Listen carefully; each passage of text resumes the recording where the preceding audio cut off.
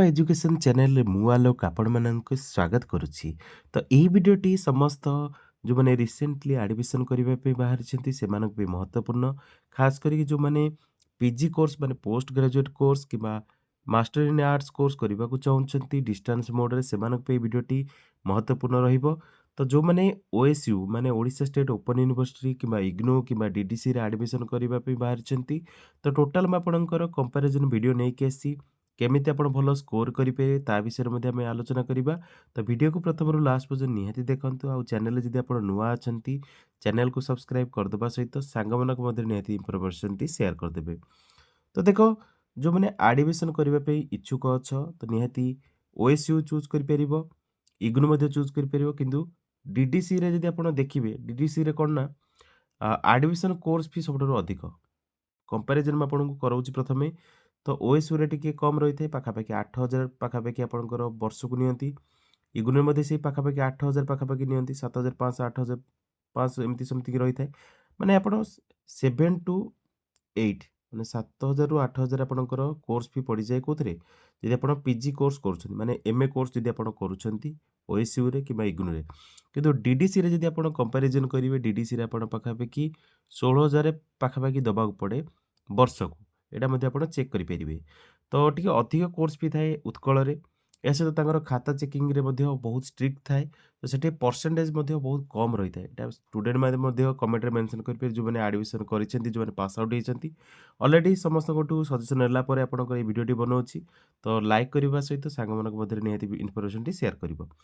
ତ ଭଲ ପରସେଣ୍ଟେଜ୍ ଆପଣ କେମିତି ରଖିବେ, କୋଉ ୟୁନିଭର୍ସିଟିରେ ରଖିବେ, ତ ତା ବିଷୟରେ ଯଦି ଆମେ କହିବା ତ ଓଏସ୍ୟୁରେ ଆପଣଙ୍କର ଭଲ ପରସେଣ୍ଟେଜ୍ ରହିଥାଏ। ତା ପାଇଁ ମଧ୍ୟ ଆପଣଙ୍କର ଟ୍ରିକ୍ ରହିଛି କେମିତି କ'ଣ ଆପଣ ଲେଖିବେ ଆଉ ଆଡ଼ିସନାଲ୍ କେମିତି ନେବେ ତା ବିଷୟରେ ମଧ୍ୟ ଆମେ ଆଲୋଚନା କରିବା। ଇଗ୍ନୋରେ ମଧ୍ୟ ଆପଣଙ୍କର ପରସେଣ୍ଟେଜ୍ କମ୍ ରହିଥାଏ। ତ ଯଦି କମ୍ପାରିଜନ୍ କରିବା ଭଲ ଅପସନ୍ ରହିବ ଆମର Odisha state open university. Odisha state open ୟୁନିଭର୍ସିଟିରେ ଯଦି ଆପଣ ଆଡ଼ମିସନ୍ କରୁଛନ୍ତି, ପ୍ରଥମେ କିଛି ଷ୍ଟେପ୍ ଗୁଡ଼ିକ ଆପଣ ମନେ ରଖିବାକୁ ପଡ଼ିବ। ଆଡ଼ମିସନ୍ ଆଗକୁ ଆସିବ ନିହାତି। ତ ଯେହେତୁ ଆଡ଼ମିସନ୍ ବର୍ତ୍ତମାନ ସେସନ୍ ନାହିଁ, କିନ୍ତୁ ଆପଣଙ୍କର ପାଖାପାଖି ମାର୍ଚ୍ଚ ସୁଦ୍ଧା ଆପଣଙ୍କର ଆଡ଼ମିସନ୍ ସେସନ୍ ଓପନ୍ ହେବାର ଚାନ୍ସେସ୍ ରହିଛି। ଯେଉଁମାନେ ପିଜି କୋର୍ସ କରିବାକୁ ଚାହୁଁଛ ଡିଷ୍ଟାନ୍ସ ମୋଡ଼ରେ ଯେଉଁମାନେ ଆଡ଼ମିସନ୍ କରିବାକୁ ଚାହୁଁଛ ନିହାତି ଆଡ଼ମିସନ୍ କର। କାରଣ କୌଣସି ବି ଆପଣଙ୍କର କ୍ଲାସେସ୍ ହୁଏନି। ତ ସେଠି ଆପଣଙ୍କ ଡାଇରେକ୍ଟ ଯାଇକି ଆପଣ ପରୀକ୍ଷା ଦେବେ। ତ ଓଏସ୍ୟୁରେ କ'ଣ ନା ଆପଣଙ୍କର କେମିତି 70 ଟୁ 80% ଆପଣ ଗ୍ୟାରେଣ୍ଟେଡ୍ ରଖିବେ।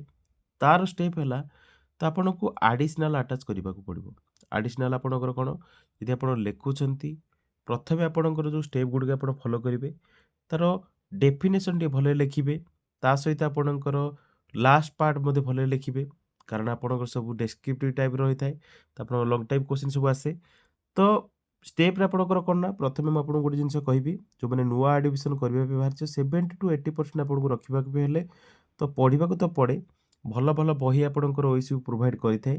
ତ ଏହା ସହିତ ଆପଣ କ'ଣ କରିବେ ନା ଇଗ୍ନୋ ମ୍ୟାଟେରିଆଲ୍ ସହିତ ଯଦି ଆପଣ ଦେଖୁଛନ୍ତି ଓଡ଼ିଆକୁ ଛାଡ଼ିକି କେବଳ ଓଡ଼ିଆ ଯଦି ଆପଣ ଅନର୍ସ ଯଦି ଆପଣଙ୍କର ଅଛି ଆଉ ଓଡ଼ିଆରେ ଆପଣ ଯଦି ଏମ୍ଏ କରୁଛନ୍ତି ତ ଆପଣଙ୍କର ଓଏସ୍ୟୁରେ ତ ସେଇଟା ଇଗ୍ନୋରେ ଦେଖନ୍ତୁ ଓଡ଼ିଆର ଏମ୍ଏ ନାହିଁ ସାୟଦ। ତ ସେଥିପାଇଁ ଆପଣଙ୍କର କମ୍ପାରିଜନ୍ ଓଡ଼ିଆକୁ ଛାଡ଼ିକି ଅଲଗା ସବଜେକ୍ଟ ମୁଁ କହୁଛି। ତ ଯଦି ଆପଣ ହିଷ୍ଟ୍ରି କରୁଛନ୍ତି କିମ୍ବା ଇଂଲିଶ କରୁଛନ୍ତି କିମ୍ବା ଆପଣଙ୍କର ଭେରିୟସ୍ ଟାଇପ୍‌ର ଯେଉଁ ପେପର୍ ଗୁଡ଼ିକ ରହିଛି ଯଦି ଆପଣ ସେଥିରେ ଆଡ଼ମିସନ୍ କରୁଛନ୍ତି ଓଏସ୍ୟୁ କିମ୍ବା ଇଗ୍ନୋରେ କିମ୍ବା ଡିଡିସିରେ ତ କମ୍ପାରିଜନ୍ କଲେ ଆପଣଙ୍କର ଭଲ ପରସେଣ୍ଟ ରହେ ଓଏସ୍ୟୁରେ। କ'ଣ ପାଇଁ? ଓଏସ୍ୟୁରେ ଆପଣଙ୍କର ଟିକେ ମାନେ ଖାତା ଦେଖାରେ ମାନେ ସେମାନଙ୍କର କ'ଣ ନା ଭଲ ମାର୍କିଂ ରହିଥାଏ। କିନ୍ତୁ ଡିଡିସିରେ ଷ୍ଟ୍ରିକ୍ଟ ରହିଥାଏ। ଡିଡିସିରେ ଆପଣ ଦେଖିବେ ଷ୍ଟୁଡେଣ୍ଟମାନଙ୍କର ଏତେ ଖାସ୍ ପରସେଣ୍ଟେଜ୍ ଆସେନି। ଆସେ ତଥାପି ମାନେ କମ୍ପାରିଜନ୍ କଲେ ଓଏସ୍ୟୁରେ ଟିକେ ଭଲ ପରସେଣ୍ଟେଜ୍ ଆସେ କିନ୍ତୁ ଡିଡିସିରେ ଏତେ ଭଲ ପରସେଣ୍ଟ ଦିଆଯାଏ ନାହିଁ। କାରଣ ସେଠି ଷ୍ଟ୍ରିକ୍ଟ ପେପର୍ ଚେକିଂ ହୋଇଥାଏ। ଯଦି ଆପଣ ଗୋଟେ ଜିନିଷ କରିବେ, ଭଲ ମାର୍କ ଆଣିବା ପାଇଁ ହେଲେ ଆପଣଙ୍କୁ ପ୍ରଥମେ ଡିଟେଲ୍ସ ନୋଟ୍ସ ମାନେ ରେଡ଼ି କରିବାକୁ ପଡ଼ିବ। ତାର ଆପଣଙ୍କୁ ଡାଇରେକ୍ଟ ଦେଖନ୍ତୁ ଯଦି ଆପଣ ଷ୍ଟଡି ମ୍ୟାଟେରିଆଲ୍ ଖୋଜିବେ ନା, ଷ୍ଟଡି ମ୍ୟାଟେରିଆଲ୍ ଆପଣ scribe.comରୁ ଡାଉନଲୋଡ୍ କରି ଭଲ ଭାବରେ ପଢ଼ିପାରିବେ। ସେଥିରୁ ନିଜର ନୋଟ୍ସ ବନେଇକି ସେଇ ଅନୁସାରେ ନୋଟ୍ସ ଗୁଡ଼ିକ ଭଲ ଭାବରେ ପ୍ରିପେୟାର କଲା ପରେ ପରୀକ୍ଷାରେ ଆପଣ ଇଜିଲି ଲେଖିବେ। ତ 70 ଟୁ 80% ରଖିବାକୁ ହେଲେ ଆପଣଙ୍କର ଯେଉଁ ପେପର୍ ରହିଛି ନା, ଓଏସ୍ୟୁରେ ଆପଣଙ୍କର କ'ଣ କରିବେ? ଆଡ଼ିସନାଲ୍ ଆଟାଚ୍ କରିବେ। ମୁଁ ଆଉଥରେ କହୁଛି 2 ଟୁ 3 ଆଡ଼ିସନାଲ୍ ଆପଣଙ୍କୁ ଆଟାଚ୍ କରିବାକୁ ପଡ଼ିବ। ମେନ୍ ଖାତା ସହିତ ଆପଣଙ୍କର 2 ଟୁ 3 ଆଟାଚ୍ କରିବାକୁ ପଡ଼ିବ। ଆଉ ଯେତେବେଳେ ଲେଖିବେ ଟିକେ ମାନେ ଭଲରେ ଲେଖିବେ, କୌଣସି ବି କାଟକୁଟି କରିବେନି। କ୍ଲିୟର ଲେଖିବେ, ବଡ଼ ବଡ଼ ଅକ୍ଷରରେ ଲେଖିପାରିବେ, କିଛି ଅସୁବିଧା ନାହିଁ। କିନ୍ତୁ କ୍ଲିୟର ଲେଖିବେ। ଆଗରୁ ଆପଣଙ୍କର ଏମସିକ୍ୟୁ ମାନେ ୱାନ୍ ଲାଇନର କ୍ୱେଶ୍ଚିନ୍ ଆସୁଥିଲା। ବର୍ତ୍ତମାନ ସାୟଦ ୱାନ୍ ଲାଇନର ନାହିଁ। ଆପଣଙ୍କର ସବୁ ଲଙ୍ଗ ଟାଇପ୍ ହେଇଯାଇଛି। ତ ସେ ଅନୁସାରେ ଆପଣଙ୍କୁ ଭଲ ଭାବରେ ଲେଖିକି ଫିଲ୍ଅପ୍ କରିବାକୁ ପଡ଼ିବ। ପ୍ରଥମେ ଆପଣଙ୍କ ଯୋଉ ମେନ୍ ପେପର ଦିଆଯାଏ ସେଟାକୁ କମ୍ପ୍ଲିଟ୍ କରିକି ଆଡ଼ିସନାଲ 2 ରୁ 3 ଆପଣ ନବାକୁ ପଡ଼ିବ। ମାନେ 2 ରୁ 3ଟା ଆଡ଼ିସନାଲ ନେବେ, ତାଠୁ ଅଧିକ ନେଲେ ଭଲ। ଆଡ଼ିସନାଲ ଆଡ୍ କଲେ ଆପଣଙ୍କର ଟିକେ ଭଲ କ'ଣ ନା ସେମାନେ ମାର୍କିଂରେ ଭଲ ଦିଅନ୍ତି। ଯେତିକି ମୁଁ ଆପଣ ମାନେ ପାଖାପାଖି ଯୋଉମାନେ ପାସ୍ ଆଉଟ୍ ହେଇଛନ୍ତି ସେମାନଙ୍କୁ ମଧ୍ୟ ମୁଁ ପଚାରିଛି। ସେମାନେ ମଧ୍ୟ ସେଇ କଥା କହିଥିଲେ। ଡିଡିସିରେ କମ୍ପାରିଜନ୍ କଲେ 70% ରଖିବା ବି ମାନେ ପାଖାପାଖି ପିଲାଙ୍କର କଷ୍ଟ ହୋଇଥାଏ। କିନ୍ତୁ ଆପଣ ଓଏସୟୁରେ ନର୍ମାଲ ଯଦି ଆପଣ ଷ୍ଟଡି କରିବେ ଆପଣ 60 ରୁ 70 ଭଲ ଭାବରେ ରଖିପାରିବେ। 60 ରୁ 70 ଆପଣ ଯଦି 1 or 2 ଡେଜ୍ ପୂର୍ବରୁ ପଢ଼ିବେ ତ ରଖିପାରିବେ। 80% ରଖିବାକୁ ଗଲେ ଟିକେ ଆଉ ଟିକେ ହାର୍ଡ ଷ୍ଟଡି କରିବାକୁ ପଡ଼ିବ। ଇଗ୍ନୋରେ ଯଦି ଆପଣ ଦେଖିବେ, ଇଗ୍ନୋରେ ଆପଣଙ୍କୁ କ'ଣ ନା ପେପର ଗୁଡ଼ିକ ଆପଣଙ୍କୁ ଟିକେ ଭଲ ଭାବରେ ନୋଟ୍ସ ଗୁଡ଼ିକ ଆପଣଙ୍କୁ ଲେଖିବାକୁ ପଡ଼ିବ କେମିତି ନା ପଏଣ୍ଟ ୱାଇଜ୍। ଆପଣଙ୍କର ଯୋଉ bit by bit, point, step ସେମିତି ଲେଖିବାକୁ ପଡ଼ିବ। ତାହେଲେ ଆପଣଙ୍କର ଇଗ୍ନୋରେ ଭଲ ମାର୍କ ରହିପାରିବ। କିନ୍ତୁ 3ଟା ଯାକ ଯଦି ମୁଁ କହିବି, ଯୋଉମାନେ ଆଡମିସନ୍ କରିବାକୁ ବାହାରିଛ ଆମ ଓଡ଼ିଶାରେ, ତ ଓଏସୟୁରେ ଆଡମିସନ୍ କର। ଆମର ଓଡ଼ିଶା ଷ୍ଟେଟ୍ ଓପନ୍ ୟୁନିଭର୍ସିଟି, ତାକୁ ନିହାତି ଆମେ ସପୋର୍ଟ କରିବା। ତ ଆଗରୁ ମଧ୍ୟ ଆପଣ ଯଦି ଭିଜିଟ୍ କରିଥିବେ ଓଏସୟୁରେ ବହୁତ ମାନେ ପ୍ରୋବ୍ଲେମ୍ ଦେଖା ହେଉଥିଲା। କାରଣ ଓଏସୟୁର ଯେହେତୁ ଆମ ଓଡ଼ିଶାରେ ଗୋଟିଏ ଡିଷ୍ଟାନ୍ସ ପ୍ଲାଟଫର୍ମ ରହିଛି ଯୋଉଟାକି ମାନେ ଡିଷ୍ଟାନ୍ସ ମୋଡ଼ରେ ସବୁ ପେପର ମାନେ ଆମର ପରୀକ୍ଷା ହୋଇଥାଏ, ଏମଏ, ପିଜି ହୋଇଥାଏ। ତ ଓଏସୟୁରେ ପ୍ରୋବ୍ଲେମ୍ ଥିଲା, କିନ୍ତୁ ବର୍ତ୍ତମାନ ସର୍ଟ ଆଉଟ୍ ହେଲାଣି। ତ ସେଥିପାଇଁ ଆପଣ 3ଟା ଯାକ କମ୍ପାରିଜନ୍ କଲେ ମୁଁ ଆପଣଙ୍କୁ କହିବି ଓଏସୟୁରେ ଆଡମିସନ୍ କର। ଓଏସୟୁରେ ଭେରିୟସ୍ ପ୍ରୋଗ୍ରାମ୍ ମଧ୍ୟ ବାହାରୁଛି। ମାର୍ଚ୍ଚ, ଏପ୍ରିଲରେ ଆପଣଙ୍କର ଆଡମିସନ୍ ସେସନ୍ ଷ୍ଟାର୍ଟ ହେବ ନୂଆ। ତ ନିହାତି ଆଡମିସନ୍ କରିବ। ଯୋଉମାନେ ପାସ୍ ଆଉଟ୍ ହେଇକି ଅଛ, ଗ୍ରାଜୁଏସନ୍ କରିଛ, ଡିଷ୍ଟାନ୍ସ ମୋଡ଼ରେ ନିହାତି ଓଏସୟୁରେ ଆଡମିସନ୍ କର। ଡିଡିସିରେ ମଧ୍ୟ କରିପାରିବ। ଡିଡିସିରେ ଟିକେ କମ୍ପାରିଜନ୍ କଲେ ଅଧିକ ପଇସା ଲାଗିଥାଏ। ଏହା ସହିତ ଆପଣଙ୍କର ଗୋଟେ ବେନିଫିଟ୍ କ'ଣ ରହିଛି ନା ଡିଡିସିରେ ଆଉ ଓଏସୟୁରେ ଆପଣ ଯଦି ଦେଖିବେ, ଆପଣଙ୍କର ସ୍କଲାରସିପ୍ ମଧ୍ୟ ମିଳୁଛି। ଏଇଟା ଆପଣ ଜାଣିଛନ୍ତି ଯୋଉମାନେ ଆ ଏସସି, ଏସଟି କିମ୍ବା ଆପଣଙ୍କର ଓବିସି କିମ୍ବା ଏସସି-ବିସିରୁ ଆସୁଛ, ତ ସେମାନଙ୍କର ରିଫଣ୍ଡ ମଧ୍ୟ ପଇସା ହୋଇଥାଏ। ମାନେ ଆପଣ ସ୍କଲାରସିପ୍ ଆପ୍ଲାଏ କରିବେ, ଆପଣଙ୍କର 70 to 80% ଆପଣଙ୍କର ପଇସା ରିଫଣ୍ଡ ହେଇଯାଏ। ତ ସେ ଅନୁସାରେ ଆପଣଙ୍କର ଆଡମିସନ୍ ନିହାତି କରିବ। ଯୋଉମାନେ ଗ୍ରାଜୁଏସନ୍ କରିକି ଅଛ, ନିହାତି ଏମଏ କରିଦିଅ। କାରଣ ଆପଣଙ୍କର ଆଗକୁ ପିଜିଟି ବାହାରିବ। ପିଜିଟି ପାଇଁ ମଧ୍ୟ ହେଲ୍ପଫୁଲ୍ ହେବ ଆମର ପିଜି କୋର୍ସଟା। କାରଣ ପିଜିଟି ଯୋଉମାନେ ପୋଷ୍ଟ ଗ୍ରାଜୁଏଟ୍ କରିଛ ସେମାନେ ପିଜିଟି କରି ଦେଇପାରିବ। ଏହା ସହିତ ଦେଖ ଗୋଟେ ଜିନିଷ କ'ଣ ନା ଷ୍ଟୁଡେଣ୍ଟମାନେ ମଧ୍ୟ କ୍ୱେରି କରୁଥିଲେ ଯେ ସାର୍ ଆମେ ବିଇଡି କରୁଛୁ, ତା ସହିତ ଆମେ ଏମଏ କରିପାରିବୁ ନାହିଁ। ଡିଷ୍ଟାନ୍ସ ମୋଡ଼ରେ କରିପାରିବ, କୌଣସି ବି ଅସୁବିଧା ନାହିଁ। ଯଦି ଆପଣ ରେଗୁଲାରରେ ବିଇଡି କରୁଛନ୍ତି, ଡିଷ୍ଟାନ୍ସ ମୋଡ଼ରେ ଏମଏ କରିପାରିବ। ହଁ, ଯଦି ଆମେ ଦେଖିବା, ମୁଁ ଆପଣଙ୍କୁ ଆଉ ଥରେ ମଧ୍ୟ କହୁଛି, ଦେଖ ଓଏସୟୁରେ ଭଲ ମାର୍କ ରଖିବା ସମ୍ଭବ ଯଦି ଏଇଭଳି ଲେଖିବେ। ଏଇଭଳି ଲେଖିବେ ମାନେ କ'ଣ, ମୁଁ ଆପଣଙ୍କୁ ଆଉ ଥରେ କହିଦେଉଛି। ଗୋଟେ ଜିନିଷ ମନେ ରଖିବ, ଯଦି 2 ରୁ 3ଟା କିମ୍ବା 4ଟା ଆଡ଼ିସନାଲ୍ ନେଉଛ, ତାକୁ ଭଲ ଭାବରେ ଲେଖିବ। ଟିକେ ବଡ଼ ବଡ଼ ଅକ୍ଷରରେ ଲେଖିବାକୁ ପଡ଼ିବ। କାରଣ ସ୍ମଲ୍ ଯଦି ଆପଣ ଛୋଟ ଅକ୍ଷରରେ ଲେଖୁଛନ୍ତି, ତାହେଲେ ଆପଣଙ୍କର ମେନ୍ ପେପର କମ୍ପ୍ଲିଟ୍ ହେବନି। ବଡ଼ ବଡ଼ ଅକ୍ଷରରେ ଆପଣଙ୍କୁ ଲେଖିବାକୁ ପଡ଼ିବ, କ୍ଲିୟର ଲେଖିବାକୁ ପଡ଼ିବ। କୌଣସି ବି କଟାକଟି କରିବେନି। ଏଇ ଗୋଟେ ଜିନିଷ ମନେ ରଖିବେ, ଯାହା ବି ଲେଖିବେ କ୍ଲିୟର ଲେଖିବେ। ଯଦି ବି ଆପଣଙ୍କର ଲେଖାରେ କିଛି ମିଷ୍ଟେକ୍ ଅଛି ମଧ୍ୟ ତାକୁ କମ୍ପ୍ଲିଟ୍ ଲେଖିଦେବେ, ସେମିତି କାଟକୁଟି କରିବେନି। କାଟକୁଟି କଲେ କ'ଣ ନା ବ୍ୟାଡ୍ ଇମ୍ପ୍ରେସନ୍ ଆସିବ। ତ ସେଥିପାଇଁ ସେମାନେ ମାର୍କିଂରେ ମଧ୍ୟ ମାନେ ପ୍ରୋବ୍ଲେମ୍ ହେଉଛି। ଏହା ସହିତ ଯେଉଁ ଷ୍ଟୁଡେଣ୍ଟମାନେ ରିସେଣ୍ଟଲି ପାସ୍ ଆଉଟ୍ ହେଇଥିଲେ ମଧ୍ୟ ତାଙ୍କୁ ମଧ୍ୟ ମୁଁ କନସିଡର କରିଛି। ତ ଯଦି ଆମେ ଦେଖିବା ଓଏସୟୁରେ ଆଡମିସନ୍ କଲେ ଆପଣଙ୍କର ବେଟର୍ ରହିବ। ଯୋଉମାନେ ଓଡ଼ିଆ ପେପର ଦେଉଛ, ଓଡ଼ିଆ ପେପର ପାଇଁ ମଧ୍ୟ ଆପଣଙ୍କର ଭଲ ଭାବରେ ଆପଣଙ୍କ ନୋଟ୍ସ ରେଡ଼ି କରିକି ଆପଣ ମାନେ ଏକ୍ଜାମରେ ଲେଖିବେ। ଆଉ ଗୋଟେ ଜିନିଷ ଆପଣ ସବୁବେଳେ ମନେ ରଖିବେ, ପରୀକ୍ଷା ପୂର୍ବରୁ ଯେତେବେଳେ ଆପଣ ମାନେ ଓଏସୟୁରେ ପରୀକ୍ଷା ଦେବାକୁ ଯାଉଛନ୍ତି, 2-3 ଦିନ ପୂର୍ବରୁ ଭେରିୟସ୍ ନୋଟ୍ସ ଆପଣ ରେଡ଼ି କରିକି ସେଇ ଅନୁସାରେ ଆପଣ ପ୍ରାକ୍ଟିସ୍ କରିବେ। ମାନେ ଆପଣଙ୍କର ଯଦି କୋଶ୍ଚିନ୍ ଆପଣଙ୍କର ଯୋଉ ବହି ଦେଇଛି, ବହିରେ ଯୋଉ ଲାଷ୍ଟକୁ ଥିବ ଲଙ୍ଗ ଟାଇପ୍ ଗୁଡ଼ିକ, ସେ ଲଙ୍ଗ ଟାଇପ୍‌ରୁ ବଛା ବଛା କୋଶ୍ଚିନ୍ ମଧ୍ୟ ଆମେ ସେୟାର କରୁଛୁ ଟେଲିଗ୍ରାମ ଗ୍ରୁପ୍‌ରେ। ଟେଲିଗ୍ରାମ ଗ୍ରୁପ୍‌ରେ ମଧ୍ୟ ଓଏସୟୁରେ ଆମର ପିଡିଏଫ୍ ସେୟାର କରାଯାଉଛି। ମାନେ ଯୋଉ ଟାଇପ୍‌ର କୋଶ୍ଚିନ୍ ପରୀକ୍ଷାରେ ଆସିପାରେ, ପ୍ରୋବାବଲ୍ କୋଶ୍ଚିନ୍, ତ ସେଇଗୁଡ଼ିକ ନେଇକି ମଧ୍ୟ ପ୍ରାକ୍ଟିସ୍ କରିପାରିବେ। ଓଏସୟୁରେ ଭଲ ମାର୍କ ରଖିବା ସମ୍ଭବ।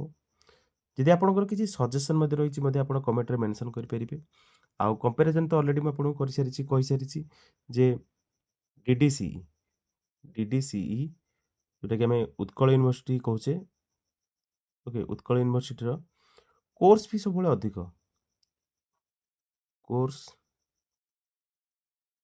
ଫି ଯଦି ଆମେ ଦେଖିବା ସବୁଠାରୁ ଅଧିକ ପାଖାପାଖି 16K ନେଇଯାଆନ୍ତି। ତ ଏତେ ଅଧିକ ପଇସା ଦେଇକି କୋର୍ସ କରିପାରିବେ ଯଦି ଆପଣଙ୍କର ଇଚ୍ଛା। କିନ୍ତୁ ସେଠି ଆପଣଙ୍କର ପରସେଣ୍ଟେଜ ଟିକେ କମ୍ ରହିଥାଏ। ଯୋଉଟାକି ଆପଣଙ୍କର ମ୍ୟାଟର କରିବ। ଯେହେତୁ ପୋଷ୍ଟ ଗ୍ରାଜୁଏଟ୍ କରୁଛ ତ ପରସେଣ୍ଟେଜ ତ ନିହାତି ଦରକାର। ତ ସେଥିପାଇଁ ଆପଣ କଣ କରିବେ ନା ଓଏସିୟୁରେ ଆଡମିସନ କରିବେ। ଓଏସିୟୁରେ ଆଡମିସନ କର ସେଠି ଭଲ ପରସେଣ୍ଟେଜ ରହିଥାଏ। ଯଦି ଆପଣ ଦେଖିବେ ମ୍ୟାକ୍ସିମମ୍ ପିଲା ଓଏସିୟୁରେ ଆଡମିସନ କରୁଛନ୍ତି। ଡିଡିସିରେ ମଧ୍ୟ ପିଲା କରୁଛନ୍ତି। ଆଗରୁ ଓଡ଼ିଆରେ ଯେତେବେଳେ ଆଡମିସନ ବନ୍ଦ ହେଇଯାଇଥିଲା କୋଉଥିରେ ଓଏସିୟୁରେ ସେତେବେଳେ ଡିଡିସିରେ ପିଲା ଆଡମିସନ କରିଥିଲେ। କିନ୍ତୁ ପରସେଣ୍ଟେଜ ଆପଣ ପଚାରିଲେ କମ୍ପାରିଜନ କଲେ ଡିଡିସି ଅପେକ୍ଷା ଓଏସିୟୁରେ ଟିକେ ଭଲ ପରସେଣ୍ଟେଜ ରହିଥାଏ। ଡିଡିସିରେ ଟିକେ କଣ ନା କମ୍ ପରସେଣ୍ଟେଜ ରହେ। ସେଥିପାଇଁ ଆପଣ ଓଏସିୟୁରେ ଆଡମିସନ କରିପାରିବେ। ଆଉ ଇଗ୍ନୁ ଯଦି ଆପଣ ଦେଖିବେ ଇଗ୍ନୁ ମଧ୍ୟ ସବୁଠି ସେଣ୍ଟର ଅଛି। ଇଗ୍ନୁ ସେଣ୍ଟରରେ କଣ ନା ହଁ ଏମଏସସି ମଧ୍ୟ ପ୍ରୋଭାଇଡ କରାଯାଉଛି କୋଉଥିରେ ଇଗ୍ନୁରେ ତ କରିପାରିବେ। ଏମଏସସି କୋର୍ସରେ ଅଧିକ ଫି ଲାଗିଥାଏ। ଯୋଉମାନେ ବିଏସସି କରିକି ଅଛ ଏମଏସସି କରିପାରିବ। ଯଦି ଏମଏ କିମ୍ବା ପିଜି କରୁଛ ଇଗ୍ନୁରେ ତ ସେଥିପାଇଁ ଆପଣଙ୍କର ନୋଟ୍ସ ଫ୍ରିଲି ଆଭେଲେବୁଲ୍ କୋଉଥିରେ ଆମର ସବୁ ଚ୍ୟାନେଲରେ ମଧ୍ୟ ଆଭେଲେବୁଲ୍ ରହିଛି ଯୋଉଟାକି ଆମର ଗୁଗଲରେ ମଧ୍ୟ ସର୍ଚ୍ଚ କଲେ ଆପଣଙ୍କୁ ମିଳିଯିବ। ଇଗ୍ନୁର ପିଡିଏଫ୍ ଇଜିଲି ଆଭେଲେବୁଲ୍ ହୋଇଯାଏ। ତ ସେଥିପାଇଁ ଆପଣଙ୍କୁ କୌଣସି ବି ଅସୁବିଧା ହେଉନି। କିନ୍ତୁ ମାର୍କିଂ ସିଷ୍ଟମରେ ଯଦି ଦେଖିବେ ପରସେଣ୍ଟେଜ କମ୍ ମଧ୍ୟ ରହିଥାଏ କୋଉଥିରେ ଇଗ୍ନୁରେ। ଓଏସିୟୁରେ କମ୍ପାରିଜନ କଲେ ଓଏସିୟୁରେ ଆପଣଙ୍କର ଭଲ ପରସେଣ୍ଟେଜ ରହିଥାଏ। ମ୍ୟାଟର କ'ଣ କରେ ନା ଆପଣଙ୍କର ଲେଖା। ଯଦି ଆପଣ ଭଲ ମାନେ ଭଲ ହ୍ୟାଣ୍ଡରାଇଟିଂ ଯୋଉ କହୁଛନ୍ତି ହ୍ୟାଣ୍ଡରାଇଟିଂ ମ୍ୟାଟର କରେନି ଆପଣଙ୍କର ମାନେ ଏକ୍ସପ୍ରେସନ ମାନେ କ'ଣ ଡେଫିନେସନ ମ୍ୟାଟର କରେ। ଡେଫିନେସନ ଆପଣଙ୍କର ଯୋଉ ରହିଛି ନା ଯାହା ବି କୋଶ୍ଚିନ୍ ହେଇଛି ତାର ଡେଫିନେସନ ଆପଣ ଭଲ ପଏଣ୍ଟ ୱାଇଜ ଯଦି ଆପଣ 3-4ଟା ପଏଣ୍ଟ ଲେଖିଲେ ତାପରେ ଆପଣ ଯାହା ବି ଲେଖିଲେ ସେ ଅନୁସାରେ ଆପଣଙ୍କର ଭଲ ମାନେ ମାର୍କିଂ ସିଷ୍ଟମ ରହିଥାଏ। କିନ୍ତୁ ଆପଣଙ୍କର ବିଟ୍ ବାଇ ବିଟ୍ ଚେକିଂ ହୁଏ କୋଉଥିରେ ଆମର ଡିଡିସିରେ। ଡିଡିସିରେ ବିଟ୍ ବାଇ ବିଟ୍ ସେମାନେ ଚେକିଂ କରିଥାନ୍ତି।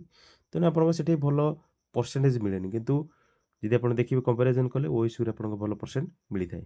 ଆଉ ଥରେ କହିଲି ଯଦି ଆପଣ ଆଡମିସନ କରିବାକୁ ଇଚ୍ଛୁକ ଅଛନ୍ତି ଆଗକୁ ଆଡମିସନ ଆସୁଛି ଓଏସିୟୁରେ ଯୋଉମାନେ ବିଏସସି କରିଛ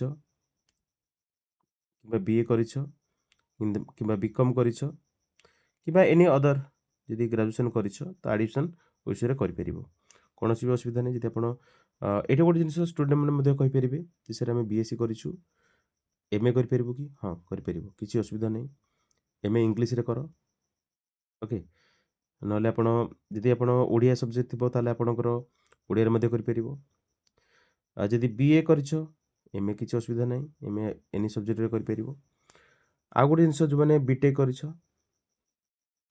କରିଛ ଏମଏ ମଧ୍ୟ କରିପାରିବ କୌଣସି ଅସୁବିଧା ନାହିଁ। କିନ୍ତୁ ଆପଣଙ୍କୁ ଏଣ୍ଟ୍ରାନ୍ସ ସବୁ କ୍ଲିୟର କରିବାକୁ ପଡ଼ିବ। ଏଣ୍ଟ୍ରାନ୍ସ ଯାହା ବି ଆସୁଛି ଯେମିତି ଆମର ଏସ୍ଏସବିର ସବୁ ଏଣ୍ଟ୍ରାନ୍ସ ଆସୁଛି। PGT post graduate teacher PGT ପାଇଁ ଆପଣ ରେଡ଼ି ହେଇପାରିବେ। ତ ସେ ଅନୁସାରେ ଆପଣଙ୍କୁ ପ୍ରଥମେ ଯୋଉ ରହିଛି ଆମର ସେକ୍ସନ ଏସ୍ଏସବି ସାଇଟ୍ରେ ଯାଇକି ଟିକେ ଚେକ୍ଆଉଟ୍ କରିପାରିବେ କୋଉ ସବଜେକ୍ଟ କଲେ ମାନେ ବିଇଡ଼ି ଦରକାର ହେଉନି କୋଉଥିରେ ବିଇଡ଼ି ଦରକାର ହେଉଛି ତ ସେଇଟା ମଧ୍ୟ ଆପଣ ଚେକ୍ କରିପାରିବେ। ଟୋଟାଲ କମ୍ପାରିଜନ କରିଛି ଯଦି ଆପଣଙ୍କୁ କୌଣସି ସଜେସନ ଦରକାର ତ ନିହାତି ଆପଣ ପରସେଣ୍ଟେଜ କମ୍ପାରିଜନ କରିପାରିବେ। ଯୋଉମାନେ ରିସେଣ୍ଟଲି ଆଉ ଗୋଟେ ଜିନିଷ ମୁଁ ଆପଣଙ୍କୁ କହୁଛି ଭିଡ଼ିଓ ମାଧ୍ୟମରେ ତ ଆପଣମାନେ ଜାଣିଥିବେ ଯୋଉମାନେ ରିସେଣ୍ଟଲି ପାସ୍ ଆଉଟ୍ ହେଇଛନ୍ତି ପାସ୍ ଆଉଟ୍ ଷ୍ଟୁଡେଣ୍ଟ ତାଙ୍କୁ ପଚାରି ପାରିବେ କ'ଣ ନା ଯୋଉମାନେ ଓଏସିୟୁରୁ ପାସ୍ ଆଉଟ୍ ହେଇଛନ୍ତି ଡିଡିସିରୁ ପାସ୍ ଆଉଟ୍ ହେଇଛନ୍ତି ତାଙ୍କୁ ପଚାରି ପାରିବେ। କମ୍ପାରିଜନ କଲେ କମ୍ପାରିଜନ ଆନ୍ସର ଆପଣଙ୍କୁ ମିଳିଯିବ ଇଜିଲି। ତ ମୁଁ ଡିଡିସି ଷ୍ଟୁଡେଣ୍ଟଙ୍କ ସହିତ କନସର୍ନ କରିଥିଲି ଓଏସିୟୁ ପିଲାଙ୍କ ସହିତ କନସର୍ନ କରିଥିଲି ତ ସେଥିରେ ମୁଁ ମାନେ ଲାଷ୍ଟ ଯୋଉ ପାଇଲି ଆନ୍ସରଟା ଯେ ଭଲ ପରସେଣ୍ଟେଜ ରହିଥାଏ କୋଉଥିରେ ଓଏସିୟୁରେ କିନ୍ତୁ ଡିଡିସିରେ ଟିକେ କମ୍ ପରସେଣ୍ଟ ରହିଥାଏ। ତ ସେଥିପାଇଁ ଆପଣଙ୍କୁ ଯୋଉଟାକି ମ୍ୟାଟର କରିବ ପିଜିଡି ଟାଇମରେ ମ୍ୟାଟର କରିବ କ'ଣ ଓଏସିୟୁର ପରସେଣ୍ଟେଜ ଯେହେତୁ ଭଲ ରହୁଛି ତ ସେଇଟା ମ୍ୟାଟର କରିବ ଆପଣଙ୍କର କ୍ୟାରିୟର ମାର୍କିଂରେ।